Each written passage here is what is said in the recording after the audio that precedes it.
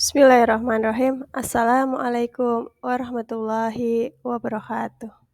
Selamat pagi anak-anak. Selamat berjumpa kembali dengan Bu Ika. Pada pembelajaran bab 4 ini, Bu Ika akan menyampaikan tentang menyambut usia balik.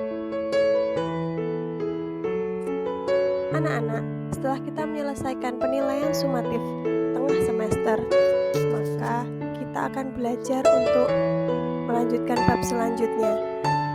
Anak-anak harus tahu bahwa ketika kita sudah dewasa, kita sudah dikatakan balik, kita mempunyai tanda-tanda apa saja yang harus kita pelajari. Mari kita simak video berikut ini.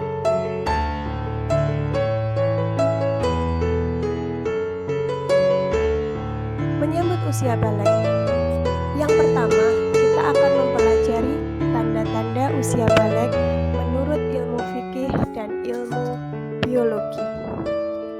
Yang kedua, kita akan mempelajari tentang kewajiban bagi anak yang telah balik.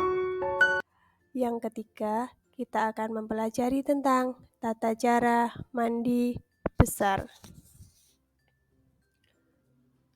Sebelum kita mempelajari ketiga tujuan pembelajaran tersebut, kita harus mengetahui dulu, yaitu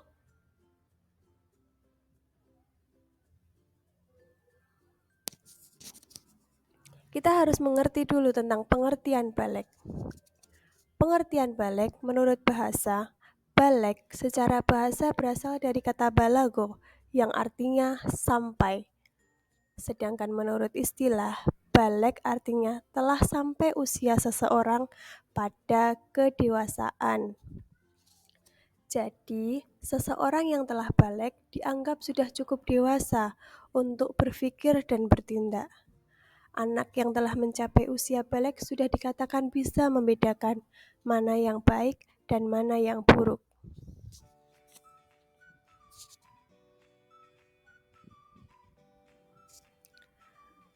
Setelah kita mengetahui apa itu pengertian balik, selanjutnya kita harus mempelajari tentang tanda-tanda balik. Tanda-tanda balik laki-laki dan perempuan itu berbeda. Sekarang kita akan mempelajari tanda-tanda balik bagi laki-laki.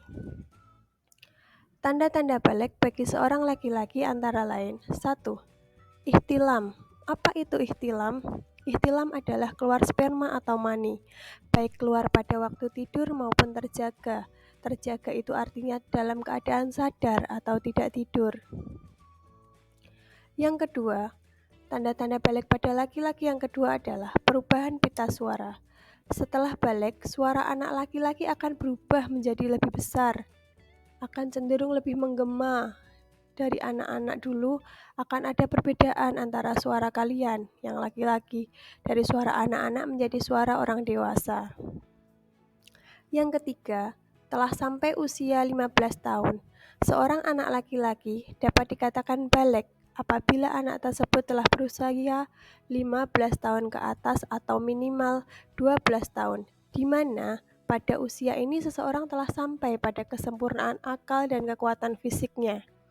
Setelah usia 15 tahun, fisik seorang laki-laki itu akan menjadi lebih kuat dari sebelumnya. Akalnya juga akan lebih pandai untuk berpikir, bisa membedakan yang hak dan yang batil. Yang keempat, tanda-tanda balik berikutnya adalah tumbuh bulu rambut. Bulu-bulu rambut tersebut tumbuh antara lain pada bagian-bagian kumis, kaki, ketiak, dan organ intim. Anak-anak tidak perlu takut, hal ini adalah hal yang biasa, hal yang wajar terjadi. Ketika ada bagian-bagian tubuh kalian yang sebelumnya belum ada rambutnya, kemudian tumbuh bulu rambut.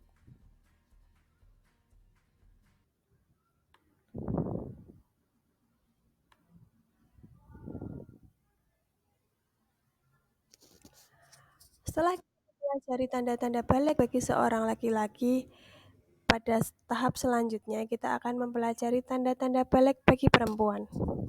Anak-anak perempuan, ayo coba perhatikan apa saja tanda-tanda balik bagi kalian.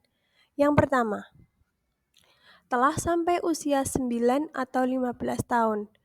Diperkirakan pada usia 9-15 tahun, bagi seorang perempuan telah mengalami masa menstruasi atau haid. Masa menstruasi itu mempunyai rentan waktu yang berbeda-beda. Ada yang 26 hingga 28 hari. Kalian tidak perlu takut, hal ini adalah wajar dan terjadi pada diri perempuan. Yang kedua, tumbuh jerawat. Hal ini dikarenakan terjadinya perubahan kondisi hormon. Ketika sama dengan laki-laki, tumbuh bulu antara lain pada ketiak, area vagina, dan kemaluan. Yang keempat, tinggi badan dan berat badan meningkat karena pengaruh hormon. Jadi, karena pengaruh hormon, tinggi kalian akan menjadi semakin pesat, berat badan kalian pun juga akan menjadi meningkat. Maka harus pandai-pandai mengontrol diri.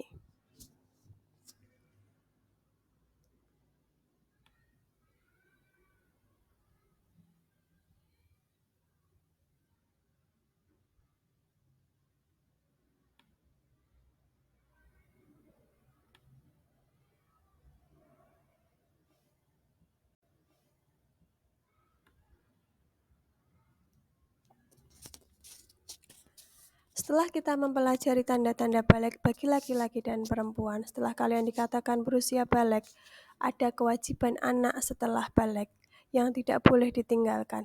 Antara lain, 1. Setelah kalian mencapai usia balik, kalian harus sholat fardu. Sholat adalah tiang agama. Rasulullah Shallallahu Alaihi Wasallam bersabda, perintahlah anak-anak kalian untuk mengerjakan sholat pada usia 7 tahun. Dan pukullah mereka untuk sholat pada usia 10 tahun, serta pisahkan tempat tidur mereka. Hadis riwayat Abu Daud. Jadi, setelah kalian berusia 7 tahun, ketika kalian tidak melaksanakan sholat, maka diperintahkan kepada kedua orang tua kalian untuk memukul kalian. Itu tidak berdosa, karena itu sudah menjadi perintah Allah. Yang kemudian, setelah kalian berusia 10 tahun, maka kalian harus memisahkan atau dipisahkan tempat tidurnya. Tidak boleh lagi tidur dengan ibu atau ayah kalian. Sholat merupakan amalan pertama yang dihisab atau dihitung pada hari kiamat. Jadi, sholat fardu itu hukumnya wajib, tidak boleh kalian tinggalkan. Serepot apapun, sesulit apapun, tetap luangkan waktu untuk sholat. Coba kita hitung dulu, sholat fardu ada 5. Sholat apa saja? Sholat subuh, sholat duhur, sholat asar, sholat maghrib, dan sholat isya. Kelima sholat fardu tersebut harus dilaksanakan.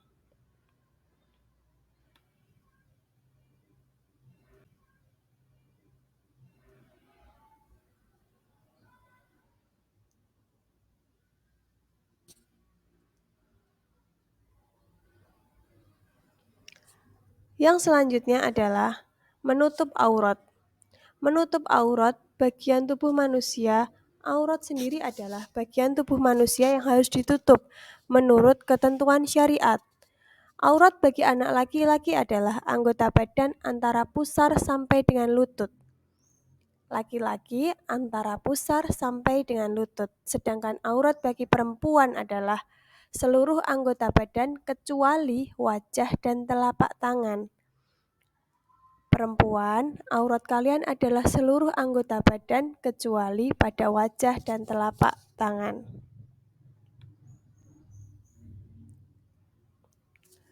Kewajiban ketiga setelah mencapai usia balik adalah mencari ilmu. Mencari ilmu menurut Rasulullah SAW, menuntut ilmu itu wajib bagi setiap muslim.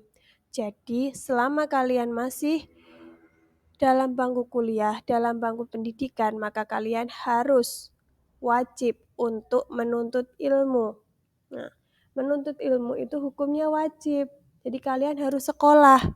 Sekolah itu wajib bagi kalian, harus belajar. Sampai kapanpun kita tetap wajib untuk menuntut ilmu.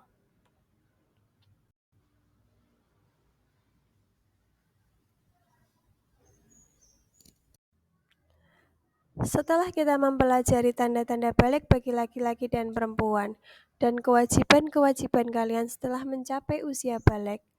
Selanjutnya, kita akan mempelajari tentang tata cara mandi besar atau junub.